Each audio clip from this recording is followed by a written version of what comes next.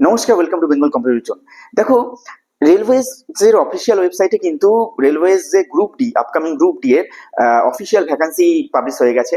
সুতরাং এই railway group D, যেটার ফর্ম আগামী মাসের হয়তো লাস্ট উইকের মধ্যে বেরিয়ে যাবে, ঠিক আছে, সেই আর কি গ্রুপ ডি এর যে পরিমাণ ভ্যাকান্সি থাকবে সেটা কি, সেটা হচ্ছে টোটাল ভ্যাকান্সি 32,478। এটা কিন্তু একটা হিউজ ভ্যাকান্সি রয়েছে, ঠিক আছে, গ্রুপ ডি এর জন্য।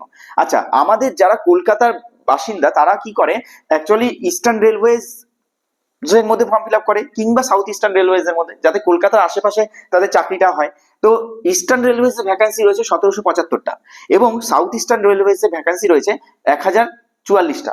সুতরাং আগামীতে কিন্তু এই যে 1775টা ভ্যাকান্সি, এই ভ্যাকান্সিটার জন্য কিন্তু কলকাতার জোনে যারা অ্যাপ্লাই করছে তারা কিন্তু লড়বে, ঠিক আছে, কিংবা 1044টা। সুতরাং এই ভ্যাকান্সিটা নয়, আমাদেরকে কিন্তু চোখ করে থাকতে হবে কিন্তু এই ভ্যাকান্সিটার দিকে। সুতরাং এই ভ্যাকান্সির মধ্যে, এই 1775 জনের মধ্যে একজন হওয়ার জন্য কিন্তু তোমাকে এখন থেকেই লেগে পড়তে হবে।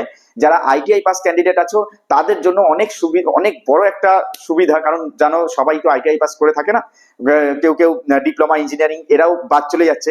তোমরা যারা আইটিআই পাস ক্যান্ডিডেট তাদের জন্যই শুধুমাত্র রেলওয়েজ গ্রুপ ডি উইন্ডো খুলে রয়েছে এখন।